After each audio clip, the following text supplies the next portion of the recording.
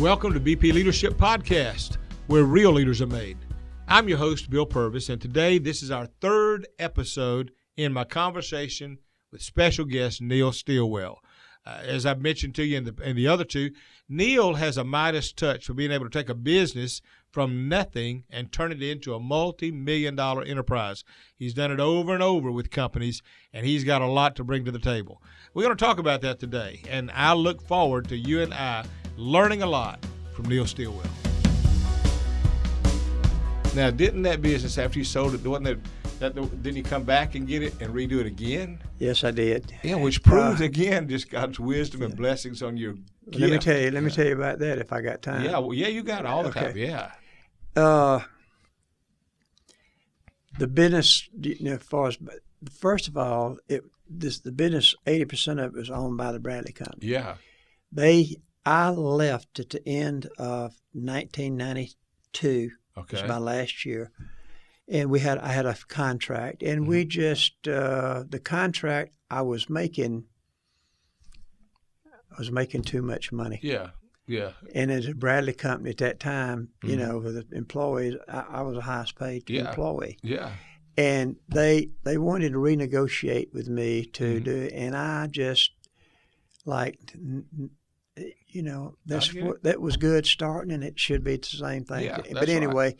I didn't fall out with them because I knew if it wasn't for them, right? And so I ended up leaving the Bradley Company, and they paid me all of that I've earned, and they's wonderful. It hadn't been for the Bradley Company, this wouldn't have never happened. So God hooked me up with them. That's right. But then after the Bradley Company took it over, and the next month, Bill Jordan. Realtree, of course, comes to your church and everything, Bill, and I do too. And Bill it's a blessing too. Yeah, we've been knowing each other all our life, and we talk. But he called. He said, "Neil, I understand you're leaving the game." And I said, "Yeah." He said, "Man, I got something I want to run by you and see." This Davy Allison. I didn't know Davy Allison I didn't know anything about race cars or anything of that sort. Nothing whatsoever. His family was a legend in race car. Yeah, Bobby Allison, his dad, and all that stuff. And he said, "Neil, would you be interested?" I said, "Bill, I don't know anything about that, and I'm gonna just take off and rest a while, and then look and see what else. I know I don't want to retire. Right. I want to do something." But he said, "Man, give this a shot." And he said, anyway, I met Davy, and Davy was one of these people you like right off the bat. That's right, yeah. And I didn't know him to be a hero or anything of that sort. He was just a good old boy. Yeah. And I liked him. And I said, "Bill, after a couple of weeks at the end of the year, I didn't have nothing to do, and I love my wife to pieces, but I wasn't gonna hang around there all day. After be gone all this time, and now I'm at home. Right. I love to fish and all that stuff, but I can't fish that much. Yeah. So I said, "Bill, I want to let's get together." So we formed a 3-partner thing. How about that? And went off, and here's.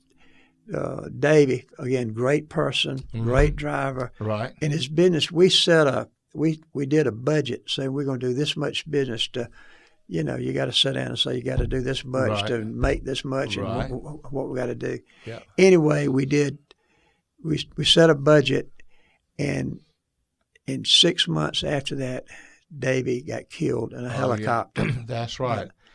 And when that happened, everybody in that industry, I just couldn't believe already how powerful he was out there people loved him, Yeah.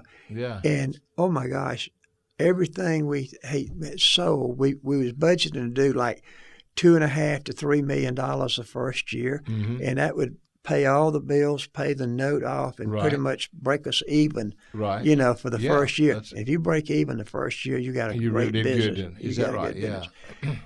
Well, it ended up that $2.5 million, everybody wanted everything they could get with Davy Allison, and we ended up doing $9.5 million. How about that? So, Bill and I did real good, and Davy's family did real good. Yeah. Out of that. Again, just laid right in my lap. Yeah. Another blessing. Yeah. That God's taking care of Isn't me. that you something? know? I know, and that's been the thing. The biggest thing I've noticed about you. That one is the humble heart. The other is the willingness to say, okay, Lord, I'll just do what you want me to do, and if you want me to try this, I'll try it, and doing things that are creative. It's not like the things you're doing. It's not necessarily security. A lot of people like this job that's 9 to 5, that they know it's like a government job, whatever. Like they say, okay, I got security, the steady check. Yours was, God, I'm going to trust you and take the risk. Right. And if this business does well, great. If it don't, I'm out there. Yeah. But that's the faith factor in there that's been God, great. I'm your partner, and I'm certainly, for whatever I make, it's going to go to not to. He don't need my money, and he don't need your money. But that's right. But I'm going to do the right thing with it right. and all that stuff. And let me ask you. You mentioned that even because I have now some young guys that have just started business, and you mentioned it just a moment ago about that first year.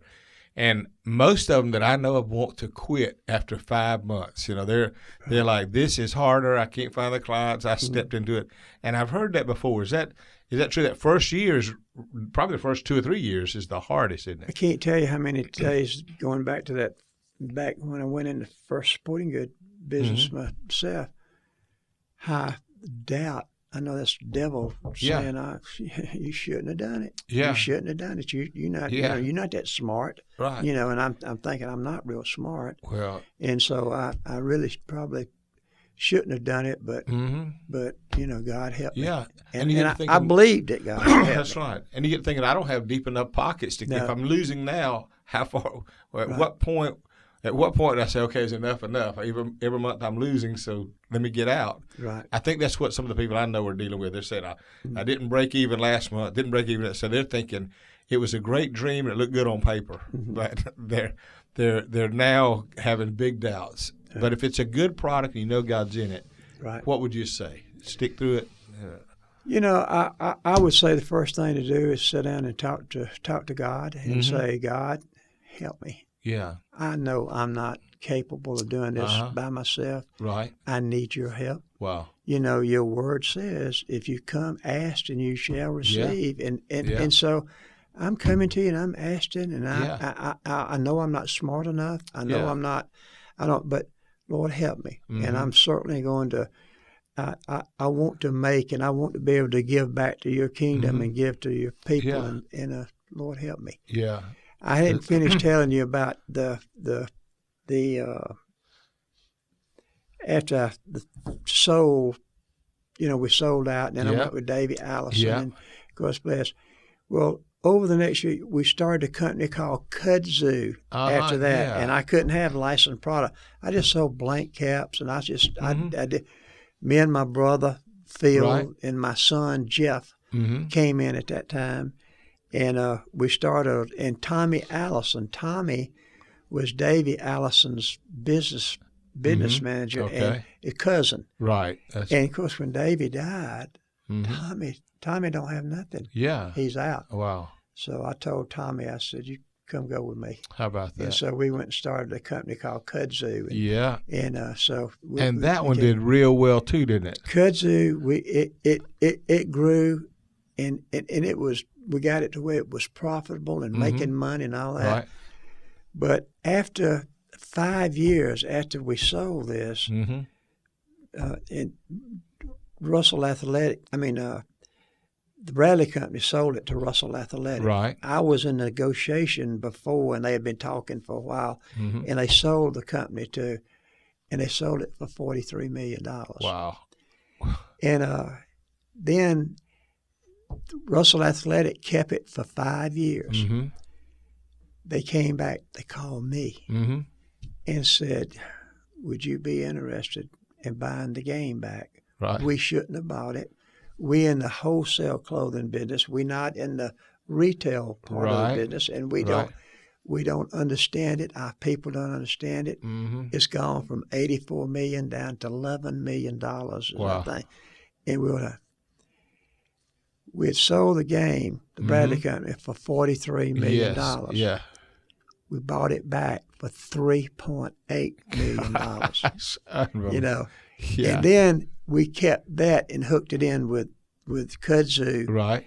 And 5 years later, we had built it up from 11 million to 33 million. Unbelievable. Yes. Back up. So it was growing. Yeah. No, I'm sorry. We built it up to a little over 50 million. Something like that. That's right. And so end up we turned around and sold it to Ashworth for 33 million. That's where the 33 came in. We built it up to a little over 50 in the next 5 years. And turned around and sold it again. I know. Neil, I'm telling you, all these things, that's why I wanted to get your story out, because it ought to be in a book. I mean, just you've just seen God open doors, put you on a path. Yes, he has. And like I say, when there's nothing, it's like you saw something nobody else saw, and then stepped out and followed the Lord through it, and then you look back and go, and then I guess you knew when it was the right time to walk away too. You said, okay, this is from here to here. This is about it. Time to go start something else. So. I've thought about that before too, and I just felt like, we sold it to a company called Ashworth. Yeah. And Ashworth was a huge golf deal. And we was known as a headwear company, although we had clothing, apparel, and all that stuff with it. But headwear is our main thing. All golfers, they got to have. That's so right. they wanted. Yeah. They just thought. And then what happened? They ended up on sort of bad terms, and they later sold it to the company that's got it today. It's Delta Apparel. Okay. Yeah. But and we had the chance to buy it back again from them, and came very, very close to doing it. Quite honestly. Yeah. See, I knew a guy that told me one time he worked with you, and I think it was with he was just selling some stuff, but it was up at the Kentucky Derby. Oh, yeah. And I realized then, and you were selling stuff. Kentucky Derby. What were all the fields and the places that you? I know you had football and baseball and the college campuses. Well, let's look at it. We had started off doing football stadiums at Auburn and all the different football stadiums we did. Right. And I want to mention a fellow that really helped in all of this is a guy named Chris Martin. I don't know if you know Chris or not. I don't know but him. Chris is one of the smartest business people I know, and he just fell into my life too and helped me a whole lot with some decisions. But we did stuff for the sold at football stadiums, sold to NASCAR with Davey Allison. Wow. Some things that's happened during the time we was Chris was down at the Bradley Company at that time, and in 1996 the torch relay started in we hooked up with the Bradley Company, kudzu and the Bradley Company hooked up together, and we did a torch relay, and that was from Los Angeles all the way and we went to 44 states. Wow. And we covered the whole thing there. Yeah, so that was even the Olympic deal. The Olympics, we did that.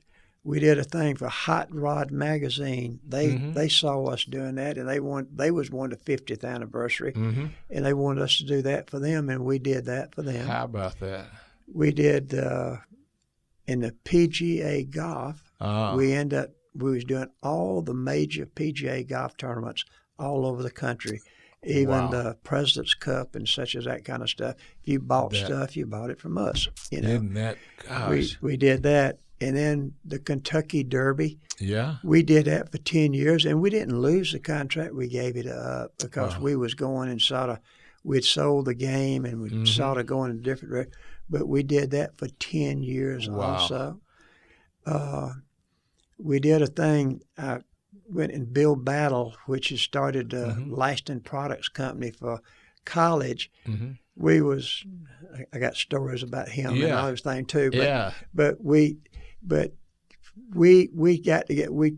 teamed up with him. That's how we did the PGA golf deal. And I've been knowing Bill because we did all the college stuff together. And he hooked us up with a company where we did Canadian football licensing. Wow. We done a lot of different things with Bill too, and it's all. But I guess Bill, here's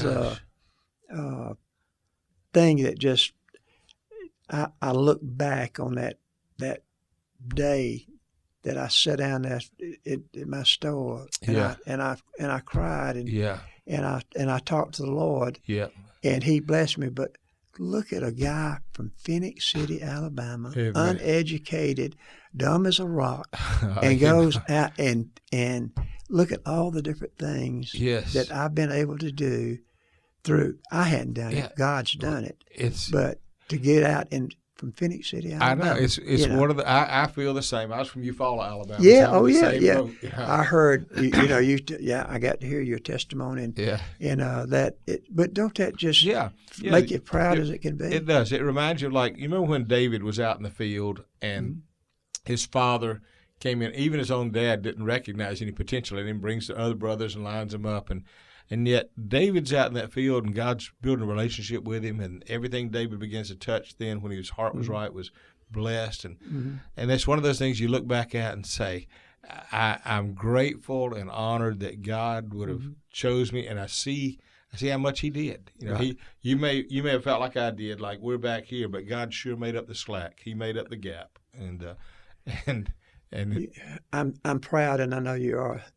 We had never forgot that. That's right. And that's because people, you get success and you do good, and they think they did it. That's right. I didn't do nothing. No, that's right. I didn't do nothing. You never lose the wonder of it all, and I believe that gratitude.